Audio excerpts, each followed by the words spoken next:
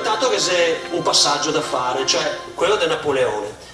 Quando che c'è stato il passaggio di Napoleone nel 1796, si sta fatto una rapina colossale. Pensa che Iga rapina talmente tante opere d'arte, gratta l'oro dalle cupole, dai cavalli, dalle cupole, eccetera, che Iga porta via dal Bucintoro 20 chilometri di carri di opere d'arte. Se andassi al Louvre, che è uno dei famosi musei più importanti del mondo, un terzo è roba veneta, un terzo. E dopo l'arrivo di Napoleone che gli era entrato con la frode, perché gli era entrato secondo un trattato di pace, e quando che gli era dentro, secondo alcuni storici, si è fatto l'autoattentato e che ha creato degli attacchi alle sue stesse truppe in modo da avere una giustificazione per attaccarmi noi, perché ufficialmente gli era devo passare per andare in Austria. E cosa che ha fatto dopo avermi conquistato, invaso, chiunque dicesse viva San Marco veniva fucilato sul posto, per dirvene una, rapinà, distrutto il patriziato, megacce due agli austriaci, proprio quelli che in teoria doveva andare a conquistare. Prima di cedere agli austriaci però ha fatto una serie di passaggi giuridici, cioè ha smembrato lo Stato Veneto, perché dovevi capire, no, che c'è gli stati, che c'è i popoli, che c'è le persone, che c'è le società, cioè le entità giuridiche, no? Cioè la mia proprietà personale non è a me proprietà se ho un'impresa, la proprietà dell'impresa, cioè l'impresa che ha i suoi beni, mi posso essere proprietario dell'impresa, ma non c'è coincidenza fra le due robe. Gli stati che hanno anche gli ori delle proprietà, e lo Stato Veneto, che era una repubblica, si sta smembrando in pezzi.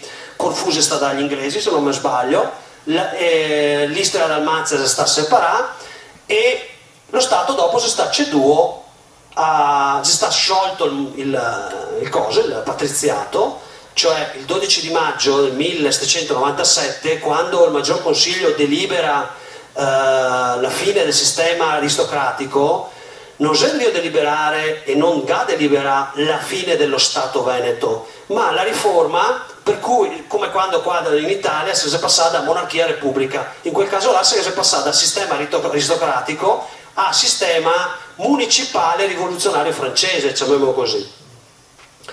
Quindi lo Stato dopo continua a esistere con un'altra forma di governo, ceduto agli austriaci. Dopo che c'è stato il passaggio, in realtà adesso purtroppo non potremo entrare, però è opportuno sapere che gli austriaci non avevano il posto leggero con noi altri. Per dire, all'inizio dell'Ottocento, nel Padovano per sicuro, ma anche in altri luoghi, ci sono state le fucilazioni di piazza degli austriaci contro i veneti, che non voleva il dominio austriaco, voleva la libertà, lo Stato di San Marco, la Repubblica Veneta. Nel 1815-16, congresso di Vienna, Napoleone sconfitto, si dice torniamo allo status quo ante, cioè al prima della rivoluzione. In realtà non io fa, o meglio, la Repubblica Veneta in quel momento si è rappresentata dagli austriaci, e quindi a nome dei veneti parla l'imperatore degli Asburgo, ma che sia ancora un capo di Stato dell'Austria. E allora cosa succede? Che ancora in quel tempo vigeva solo un principio: è il più forte che ha vinto. Cioè non è che noi altri, indipendentemente che il Maggior Consiglio che abbia fatto o non fatto delle delibere, la guerra si sta persa per colpa del nostro esercito eccetera, e purtroppo a quel tempo, così come si poteva comprare i territori con la gente dentro, la gente non aveva diritto di parola e di voto, cioè i re, i dogi, i re, i principi, gli imperatori, comprava, vendeva, cedeva gli stati, la popolazione non veniva consultata, perché era proprietà del re. Ancora oggi, se guardate, la regina d'Inghilterra è formalmente il capo di Stato non solo dell'Inghilterra e di tutto il Regno Unito, ma anche del Canada, dell'Australia, della Nuova Zelanda, delle varie isole. Era anche il capo di Stato dell'India fin quando l'India aveva l'indipendenza. Quindi la regina d'Inghilterra è ancora formalmente il capo dello Stato di tanti stati, oltre che a essere a incaricare il capo del governo inglese, anzi della Gran Bretagna. Allora il discorso è questo, che nel 1816 gli Asburgo viene riconosciuti padroni dello Stato Veneto, ma contemporaneamente era padroni del Ducato di Mantova e del Ducato di Milano, anche se quello che aveva già perso il Ticino. Praticamente 50 anni dopo la famiglia degli Asburgo, che aveva praticamente come fra cugini e fratelli, che aveva quasi tutta l'Europa, metà dell'Europa, e quindi in pratica così decide nel 1816 di fare il Lombardo-Veneto, cioè uno stato unico che nasce dalla fusione, accorpamento. Il Ducato di Milano viene insieme a quello di Mantova accorpato alla Venezia e nasce il Lombardo-Veneto. Ma c'è ancora lo Stato Veneto, che ha due capitali: capitale politica Venezia, capitale amministrativa Milano, divisa in due regioni amministrative. Questa roba però a noi veneti tanto bene non stava, visto che nel 48, che c'è varie rivoluzioni, che la rinascita di una repubblica, abbiamo fatto 48 e abbiamo fatto un anno di repubblica, viene fuori un cordone di tutti gli stati europei che mi mette alla fame, viene fuori al colera anche addirittura, e quindi la Repubblica di San Marco, che si chiamava così, si arrende e i Savoia sta alla finestra, perché Savoia aveva altre mire. Nel 59 succede che praticamente la Lombardia, questo territorio qua, viene conquistata dal Piemonte, ma in realtà i truppe francesi a cui viene data una bandiera diversa, perché i piemontesi ai lombardi non gli era tanto simpatici, perché si sapeva che il Piemonte era uno stato un po' aggressivo, militaresco, ma anche bruto nei sistemi, sottosviluppato, pieno di debiti. Cosa fa il Piemonte? Svaligia la Lombardia, praticamente viene stappata una moneta in doppia copia, si crea un'inflazione incredibile, viene svaligiata i monasteri, le case di assistenza, e con questi soldi il Piemonte manda 1000 persone, che Zadaria è una barzelletta, quella dei 1000, che va a conquistare la Sicilia, che in quel momento aveva circa 24.000 soldati, del tutto punto vestiti. Quasi è la verità? La verità è che quando arrivava queste 3 carrette del mare di Garibaldi, era già le navi inglesi con i cannoni puntati sulla Sicilia, generale Palmerston, e con la scusa ufficiale di difendere i propri magazzini dall'arrivo di questi banditi di Garibaldi. In realtà era per favorire. Garibaldi entra praticamente senza colpo ferire, incarica quella che dopo si diventa la mafia del governo siciliano, parte, va avanti e dovunque va fa un plebiscito. Perché? Perché era entrato in vigore nel diritto internazionale il principio per cui i territori non si può più vendere e comprare o conquistare militarmente, bisogna consultare i popoli. Cioè dal 1840 circa, quando un territorio va da passare di Stato, che vuole un referendum, un plebiscito, anche se al tempo non votava le donne, votava quelli che aveva 21 anni. Cosa succede? Che l'unità d'Italia, purtroppo questi sono dati storici, e se è giusto che lo sappiamo, viene realizzata con 1,5 milioni di morti, gente mozzata le cui teste venivano esposte nelle piazze per indicare. 1,5 milioni. Genocidio. Genocidio, sì. Allora, questo è il Lombardo-Veneto e questo è la ricchezza del Lombardo-Veneto. Vi faccio vedere di cosa si trattava. Vediamo, Lombardo-Veneto aveva una popolazione, parliamo appunto, questo è il 1832, dopo era più o meno uguale le proporzioni. Lombardo-Veneto aveva 4, neanche 5 milioni di persone, con un esercito di solo 5.000 persone, e faceva in franchi francesi 122 milioni. Quindi potete vedere cosa è il reddito pro capite. Posso dirvi che dei 122 milioni circa il 30% andava direttamente a Vienna, e il Lombardo-Veneto, allora l'impero austro-ungarico come si chiamava a quel tempo, comprendeva tutta l'Austria, la Slovacchia, la Slovenia, l'Ungheria, mezza Romania, insomma era parecchio grande. Noi altri facevamo il 30% di tutto il reddito dell'Austro-Ungarica, non il 30% di questo, tutto l'Austro-Ungheria. Il 30% delle tasse arrivava da questo territorio, pensavo agli altri.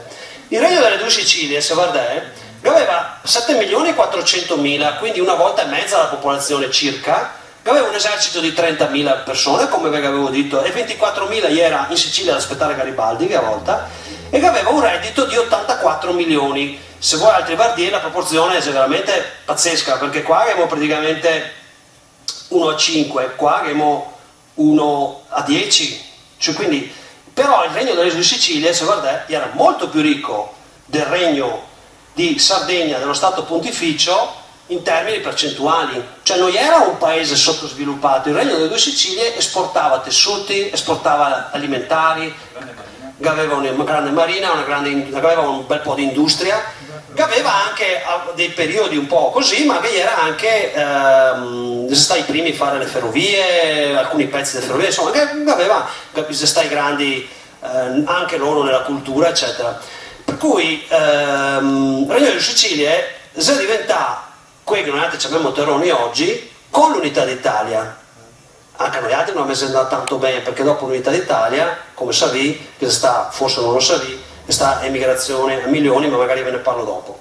E ora cosa è successo? Che dopo la guerra del 1848, la rivoluzione del 48, e quindi dopo che abbiamo il 59 la Sicilia conquistata, arriva il 1866. Questo adesso ve ne parlo qualche minuto, perché è il punto di snodo. Cioè, fino adesso noi altri abbiamo uno Stato esistente, che si chiama Lombardo-Veneto, che è la continuazione dello Stato Veneto, Repubblica Serenissima, però con pezzi tolti, tipo Corfù, e pezzi aggiunti, tipo Ducato di Milano e Ducato di Mantova.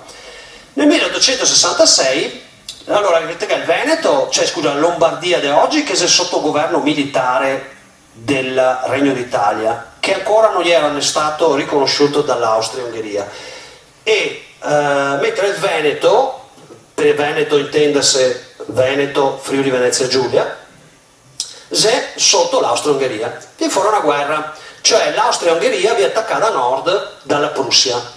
L'Italia che aveva perché a quel punto nel 1861 abbiamo l'Italia. Nel 1866 l'Italia fa una coalizione, un patto segreto fra l'altro, con la Prussia. La Prussia che dice: quando mi attaccherò l'Austria, ti attaccherei da sud e per il Lombardo-Veneto. L'Italia tenta effettivamente un attacco con calma, perché invece di partire subito io aspettavo qualche settimana che vedesse un po' come che buttava, e dopodiché, siccome perde per terra a Custozza, una battaglia, se volete, in Nasi, non vi rendi conto di chi, non si riesce a capire chi che ha vinto e chi che ha perso.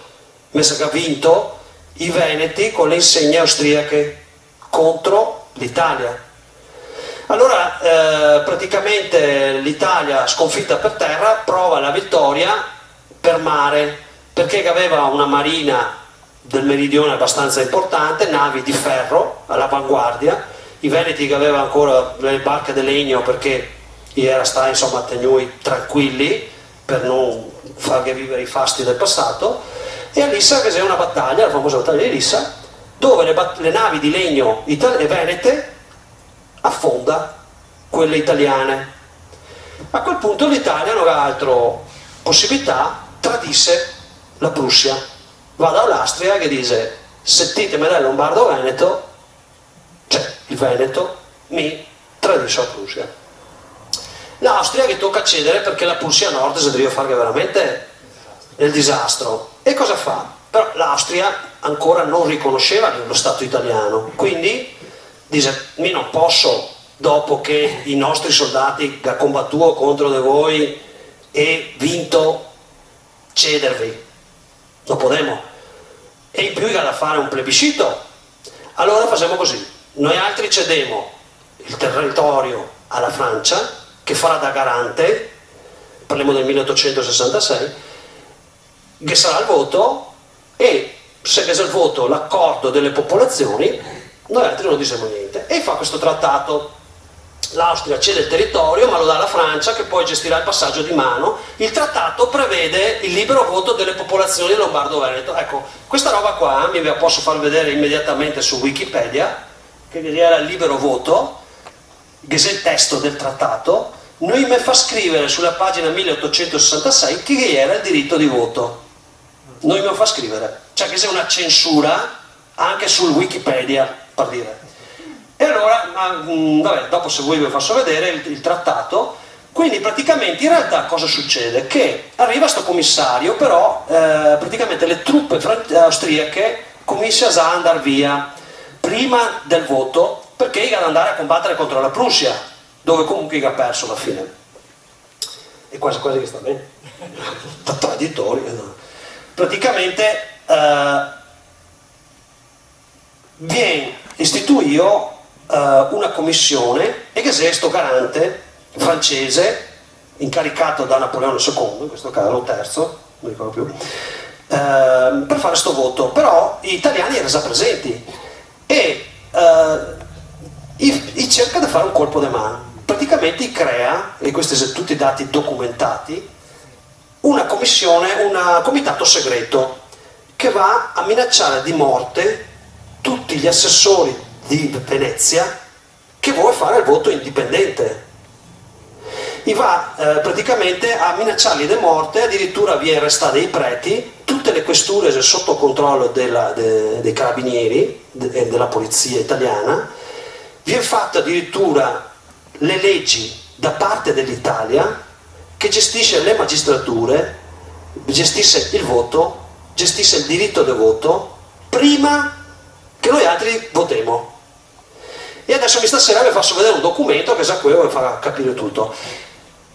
A gestire tutto questo passaggio c'è stato un certo Taon di Ravel, che egli era appunto un commissario incaricato dal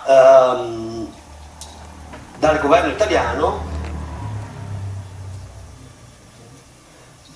e che dopo 30 anni dai fatti, circa 25 anni, e che ha fatto un memoriale dove mi ha raccontato tutte queste robe, definendosi lui stesso il vero camorrista.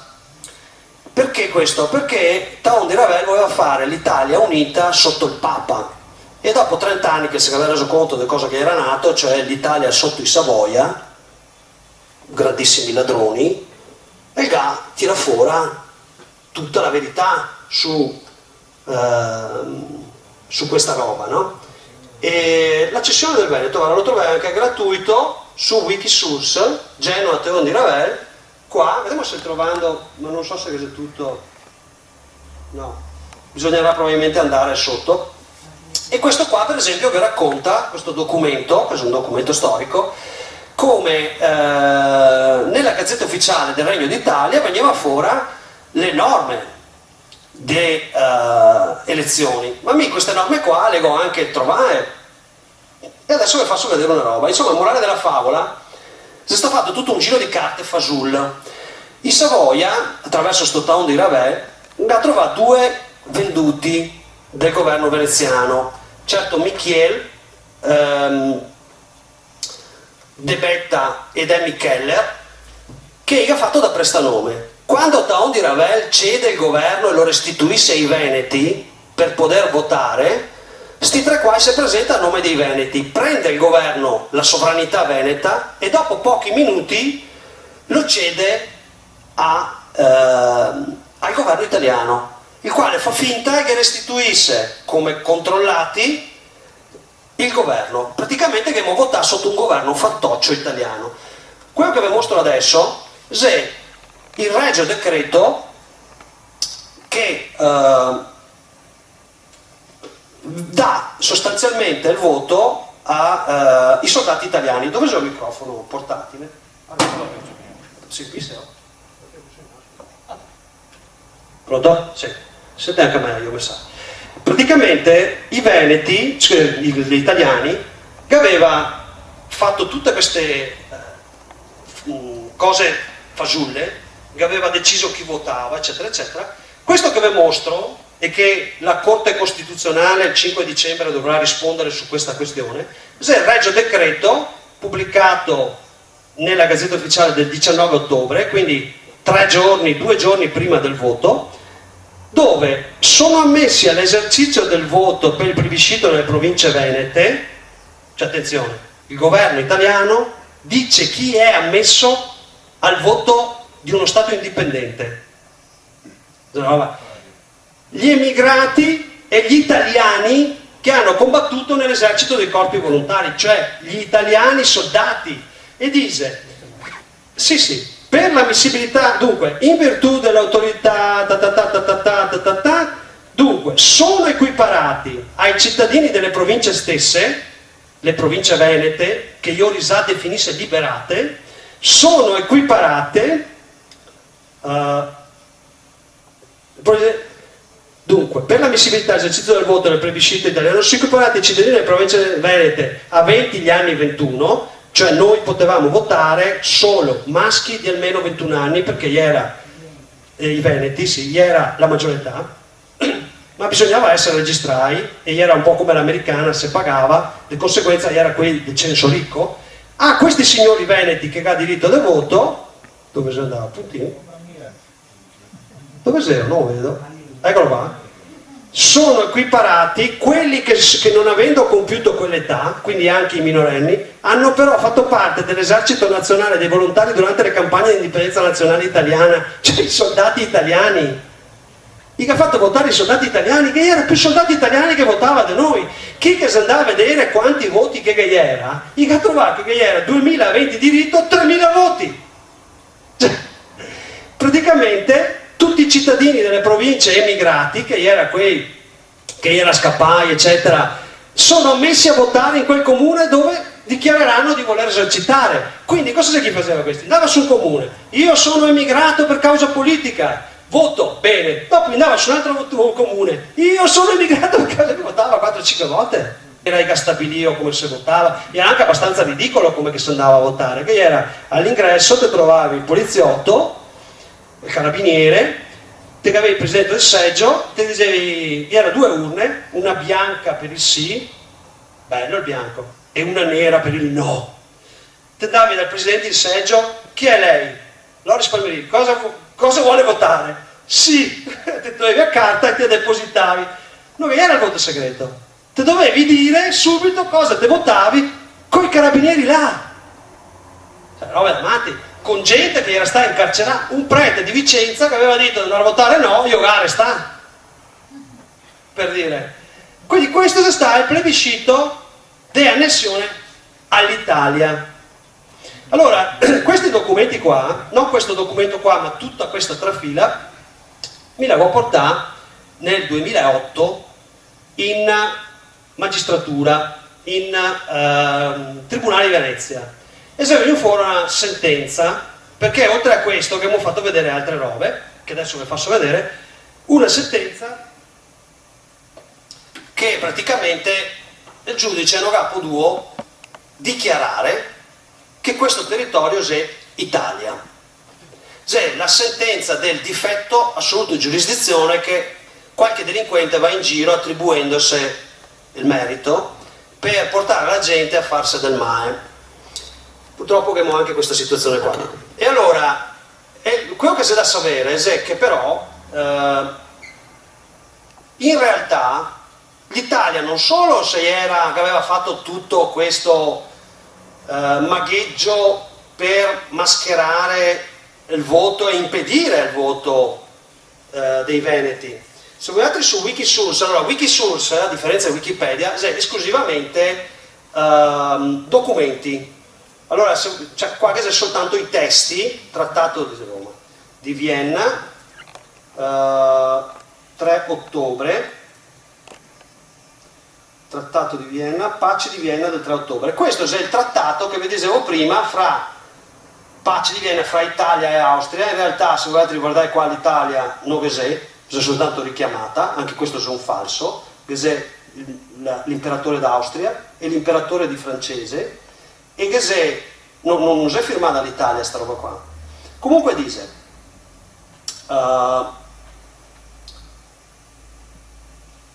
aspetta, eccolo là.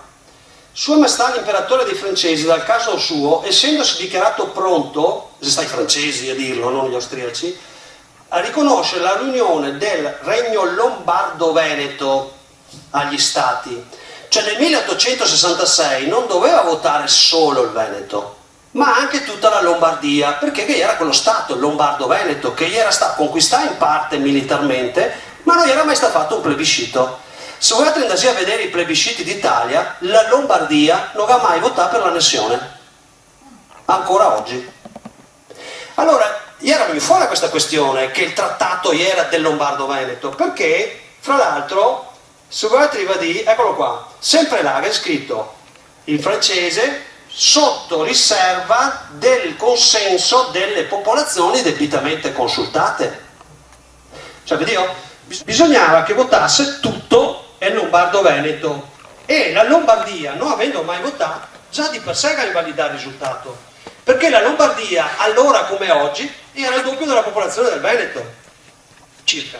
Adesso la Lombardia fa 9 milioni di abitanti, il Veneto 5, il Friuli Venezia Giulia 1 e 2, perché il Veneto è sempre stato Friuli Venezia Giulia insieme, no? Quindi il Veneto oggi fa col Friuli 6 milioni e 2, la Lombardia ne fa 9. Al tempo la proporzione era sempre, cioè la popolazione era a metà, ma era più o meno rapporto. Quindi, non avendo votato la Lombardia, più del 50% della popolazione non si è neanche sta a chiamare il voto. Quindi proprio manca completamente il quorum. A questo punto il fatto che se votasse con le urne ha poco importanza, perché ha votato i soldati, non ha votato la maggior parte della popolazione, che senso ha a discutere di questa roba. Noi dobbiamo portare questi elementi in magistratura. La magistratura, abbiamo trovato un giudice veneziano, Zacco, che gli era anche in fine carriera, si è tolto l'ospizio, però ha fatto una roba molto soft, che ha detto non so mica cosa decidere se questa sia Italia o non Italia, dovevi andare all'estero in pratica. Difetto assoluto di giurisdizione vuol dire che il giudice non può giudicare perché non è terzo, perché non ha le caratteristiche di giudice, deve andare all'estero. E noi infatti abbiamo portato subito la questione in Consiglio d'Europa, e là si è venuto fuori qualche mentecato che aveva cominciato a parlare delle armi, al che si sta perse le carte da parte di questo mentecato, e che abbiamo perso anni e anni. Se no, che cosa è successo? Che l'Italia, di fronte a questa roba, adesso, nel 2010, ha fatto una legge, la legge 212 del 2010, la famosa legge taglia leggi, e praticamente ha cancellato l'annessione del Lombardo-Veneto. Dopo che ha detto che è un errore e che non cambia niente, ma in realtà ha cancellato l'annessione. Allora, se l'annessione sta fatta tramite una legge, se ti la legge te la cancelli, mi risulta che l'annessione non è più esistente.